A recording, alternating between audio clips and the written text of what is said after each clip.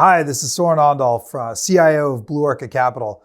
I'm sitting in as a guest host today for the chopping block, and we're welcoming David from Wolfpack Research.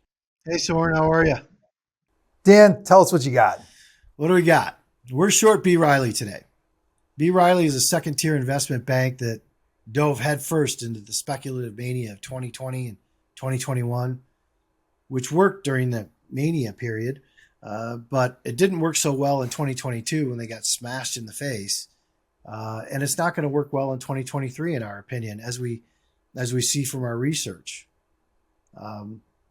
Just talking about their loan book and their portfolio book, which is really their business, our research indicates that Riley's cash and net investments fell $950 million in 2022. Took them from a $600 million surplus to a $350 million deficit. We estimate that their NAV has fallen to $400 million in 2022 and will go negative as we estimate another 400 to 700 million will get wiped out this year. So interesting stuff. Do you want to start taking us through examples in the loan portfolio, some of the situations you've identified, which you think are the sort of indicative of, I guess, the quality of the loan practices or most likely to be in a situation where they're either troubled or potentially distressed? Well, I mean, look, I guess as we talk about their NAV and our estimate on their NAV, we do have to say that, Riley has a $1.1 billion minimum NAV requirement in their credit agreement. Now, Riley makes a private subsidiary the prime guarantor in this credit agreement. No one can see how close they are to violating that covenant because of that. So as their NAV goes lower and lower, and we're estimating it's 400 million at the end of 2022, and we think it's going to go negative this year. We're just going to have to take B. Riley's word for it that they've got us covered in this black box of a private subsidiary that's guaranteeing the loan book. You say it's a black box in terms of the intercompany relationships. What is the, maybe at a high level, walk us through exactly how it's supposed to work or how shareholders understand it to work between the listed investment bank and the other private subs? Yeah, look, I mean, if you have private subsidiaries that are doing certain things that, are immaterial to the business, then, the see-through isn't that important. But right now we're looking at their NAV falling to 400 million, as I said, could go negative from what we can see. And now they've got this private subsidiary that guarantees their credit agreement and their covenants, but they're not giving us any see-through on it. Now, I think that's where it gets shady. That's one of the shady things that they do, that you're just going to have to take their word for it. So, no, I don't know what's in that private subsidiary. You don't know what's in there. Nobody else does except for Nomura and B. Riley. And that's really not how you treat the investing public, right? So, I guess we find out that they breach covenant when Nomura tests it every quarter and it becomes a problem. I mean, Nomura is a top tier investment bank. They are. They're not going to put up with any shit. I mean, like if this thing truly, starts dropping again, another 400 to 700 million, and they don't have, $1.5 to $2 billion in that private subsidiary, they're in big trouble. Interesting stuff, Dan. So why don't we get into the nitty gritty here? Take us through the first example. Yeah, look, their loan book is particularly bad. Not that, believe me, once we get to their equity portfolio, not that that's any better. But, we see like 300 million in corporate loans to companies that are in default or at high risk of default. And as these negative catalysts we're going to discuss hit Riley wave after wave this year, we think Riley will end up cutting its dividend or even collapse under the strain. I guess the first thing we should have to talk about is what's most recently in the news, Core Scientific, which, Core's since inception or since becoming public has been anything but scientific. And Riley, invested 42 million in Core's in a loan. And prior to Core's filing for bankruptcy, Riley offered him another $72 million in loans. I don't know anybody else that would have done that, but Riley did. Core's turned it down, knowing they were going to go into bankruptcy anyway. and filed for bankruptcy, Chapter 11. This hit RILY stock. I mean, just this $42 million loan hit RILY stock. RILY came back out, reassured investors that its exposure to crypto was just 2%. Stock went up a little bit, but it didn't, wholly recover. So, right after this, RILY reverses course, injects into the bankruptcy proceedings and provides a DIP loan of $70 million to Coors. Now, with the $70 million is nowhere near going to get it done. When you look at the budget for the $70 million DIP loan, it's ridiculous. With the $70 million, I'll say that's a lot more secured than the $42 million, but it's completely unreasonable to look at what Coors would have to achieve in the next 6 months not to completely run out of money again. How does that impact the rest of RILY's business? Or would you consider Core Financial to be almost a canary in the coal mine?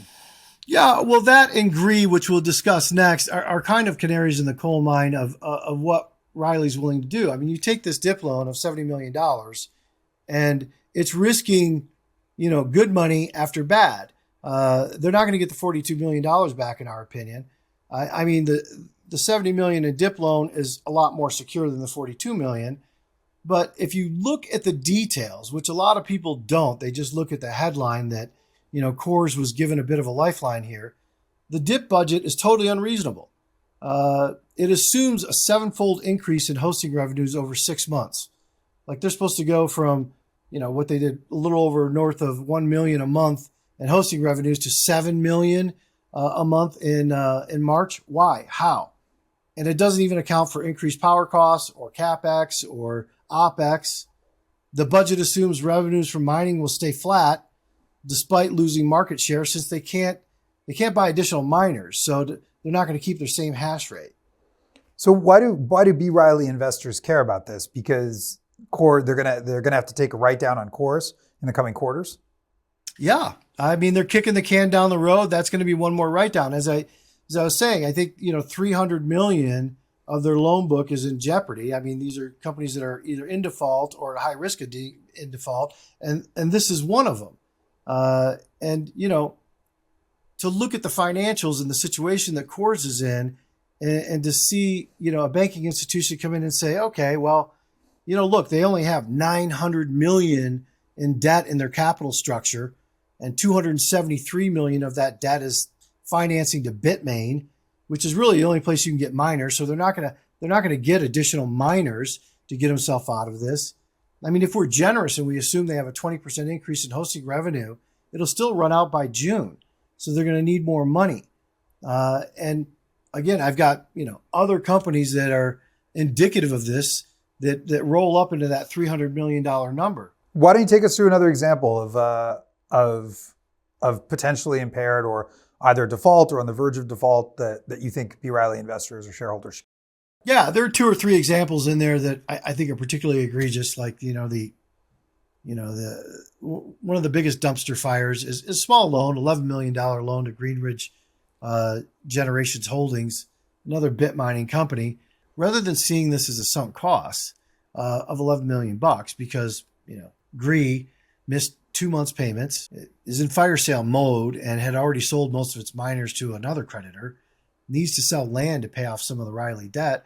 RILY, again, decides to lean in and agreed to purchase 1 million shares of stock in an offering underwritten by, of course, B. Riley at 75 cents. Now, B. Riley gets 15% of the proceeds, but they're screwed if the shares go back to where they were a month ago at 30 cents. I see no reason why they won't.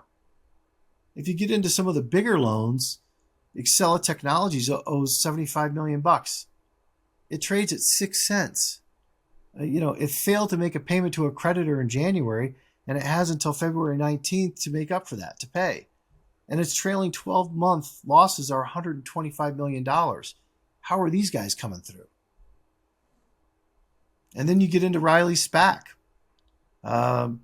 We expect B. Riley SPAC, BPM 250, to get liquidated in May, wiping out $175 million off their balance sheet. Why do you guys think that? Is it because they're going to be unable to close on a deal, or is there, take us through that logic?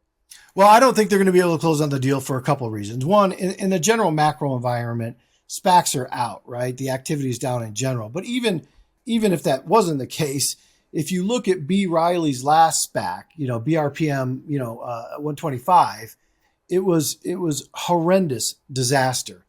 Phase Holdings. B. Riley had a disastrous history in that SPAC. Just getting it to market was something to read if you want to do that. But what happened afterwards? It issued a going concern in its first quarter after going public. It trades at sub $1 after executive lockups expired. Riley lost over $100 million on shares it owned in fourth quarter. And Riley was a SPAC sponsor, investment bank, bridge financer, and pipe financer. 92% of the investors redeemed their shares. So I don't think investors are looking forward to the next SPAC from B. Riley, but I'm excited about it, and I think the shorts are excited about their next SPAC. Have they impaired the phase investment already, or is that in process? Yeah, I mean, the $100 million in fourth quarter, and you can transparently see all of that. We'll see how that shakes out in this next quarter, but phase is not coming back. That's sunk cost. That's gone. All right, Dan. Well, you've talked about Coors, you've talked about Zella, you've talked about Gree, and you've actually just talked to us through it right now about their O'Reilly SPAC phase and the trouble there. What other sort of examples of related parties or potentially impaired loans or companies that might be distressed that you want to discuss? Look, I know this is number intensive, Soren, but it's all about the numbers with Riley, whether they want to make it a colorful story or not. And you're right. I could go on and on about some of their bad loans. I mean, a couple more to talk about. They do have a related party in Babcock's and Wilcox, which they guarantee $110 million for some reason. And I say for some reason because I'm not doing a whole ton of research on a company when you're seeing that the cash ratio is 0.15, the quick ratio is 0.61. The debt is $334 million, right? The equity is negative cash flow. And they cut their EBITDA estimates by last year. An even bigger issue, since you're asking, if we take a look at Arena Holdings, it owes $98 million due by the end of the year. Now, it's had $21 million in operational losses over the last 12 months. And $13 million in cash on hand at the end of Q3.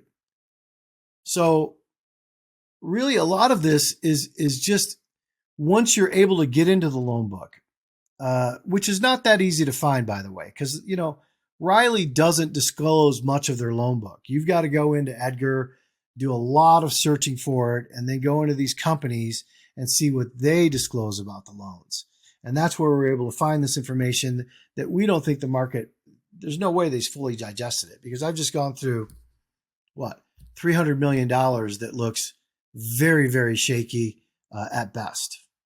Interesting stuff. I mean, you've talked about the loan portfolio. What about the equity portfolio?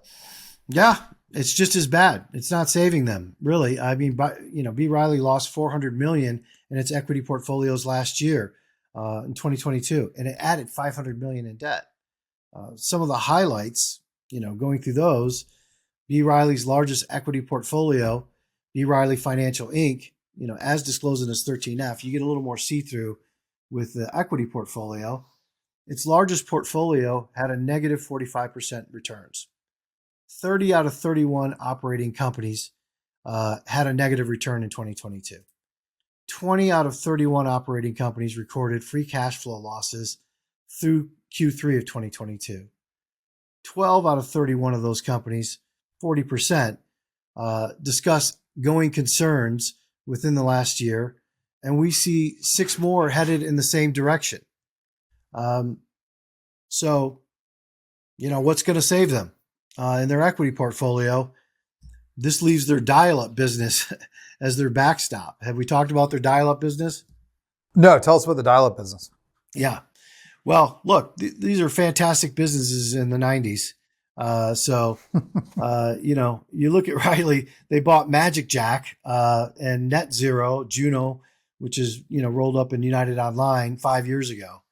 They paid $143 million for Magic Jack, and the entire purchase was allocated to intangibles because the tangible assets had a negative value. Actually, 110% of the value was in intangibles. They also paid $169 million for United Online, which is Juno and NetZero. $50 million of it went to allocated to intangibles. So that's $200 million in goodwill and intangibles when purchased, and it's not really made any major impairments to dial-up internet businesses. But it has disclosed that these businesses, it's disclosed over and over again that these businesses are declining. So it doesn't seem like that's going to be any help to them at all. And really, we should be looking at an impairment. All right. Well, you've talked about the equity portfolio. You've talked about the loan portfolio. How does B. Riley trade compared to other financial institutions? Like, is this an expensive stock versus its peer group? Yeah, that's a good question. I mean, you would think that, most of retail and the investing community would look at B. Riley as the second tier investment bank they are, and look at these risky loans and this poor portfolio performance, and they should not be trading at a premium to peers. But not only are they trading at a premium to peers, they're trading double what their peers are trading in some cases, or the average of 2.9 price to book versus an average of 1.38 price to book. It's trading 3 times price to book. Cowen is what Cowen is trading, 20% higher than Piper Sandler. Those are near peers that I don't see are near the jeopardy that they're in.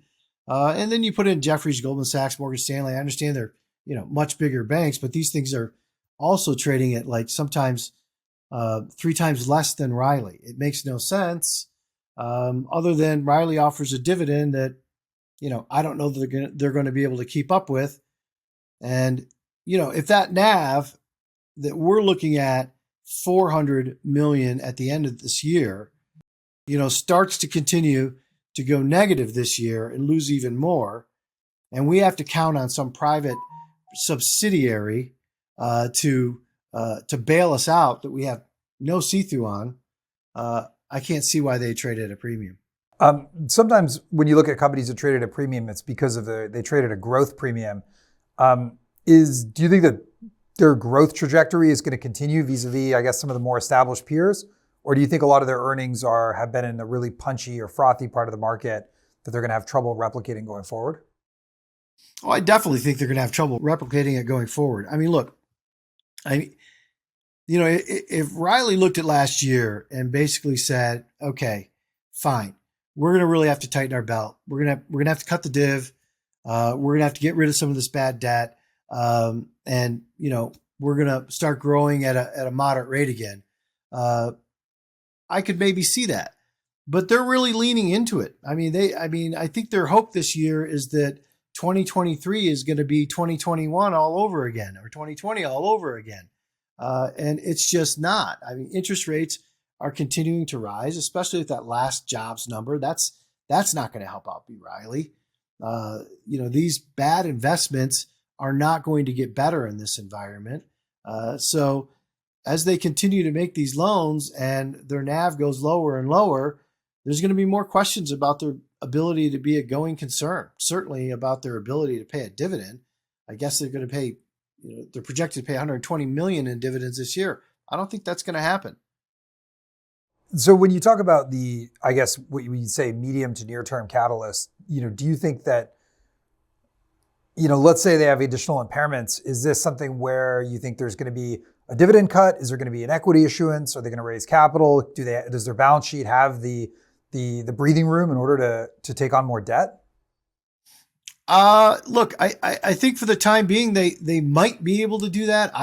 I certainly don't think their current creditor is going to want to give them more, given what they did last year, given where they are right now. The current catalysts are, what's happening soon. Obviously, Coors is a terrible investment by any stretch. I think the $42 million that they originally invested is sunk cost.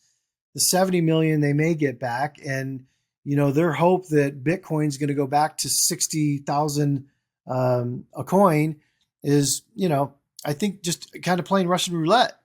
Gree, another dumpster fire. And then some of these other investments that, look, I mean, when you're losing hundreds of millions of dollars or, tens of millions, you're not going to turn that around over, a year's period and pay a $98 million loan off at the end of the year. And the SPAC, I just don't see the SPAC happening at all. I don't see anybody after what happened with Phase, putting that kind of money into their next SPAC, which, if it doesn't happen by May, that's, like I said, 175 million off the balance sheet. So these are the near-term catalysts that I think are going to cause them big problems. Is there anything unusual about some of their offerings, about the debt in their structure? Yeah, I mean, I noticed that, under the heading of everything we just talked about is I think really, really concerning in the near term and throughout this year.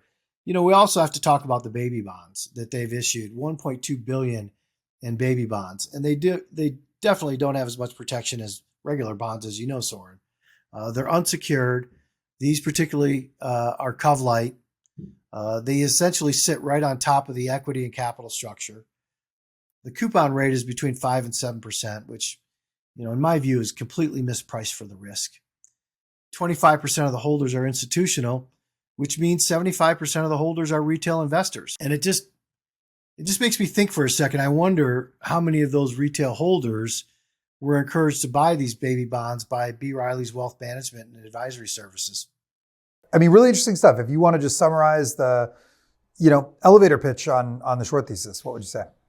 Yeah, I mean, look, summing up my short thesis or taking an elevator pitch approach to it, when you look at Riley holistically, from their loan portfolio to their equity portfolio, to their offerings in wealth management services, to even their premium to their competitors, trading at double price to book of these other banks, it doesn't add up at all. More losses coming. I think this would be a much different story if you believed that these companies that I've talked about and others are going to turn it around. I don't really believe that any of these companies that I've talked about are going to turn it around. Not one. Maybe one will. Who knows? But I don't believe they will. I don't. Coors has been, in my opinion, an awful company since inception. I mean, bit mining companies, are range from bad to the worst, and I think Coors and Greenridge Holdings are among the worst. And then you've got all these other distressed debt issues that are going to come to roost this year, both in their loan book and their portfolio. And I think that's our real investment thesis. Great. Interesting stuff, Dan. Thanks for joining us here today.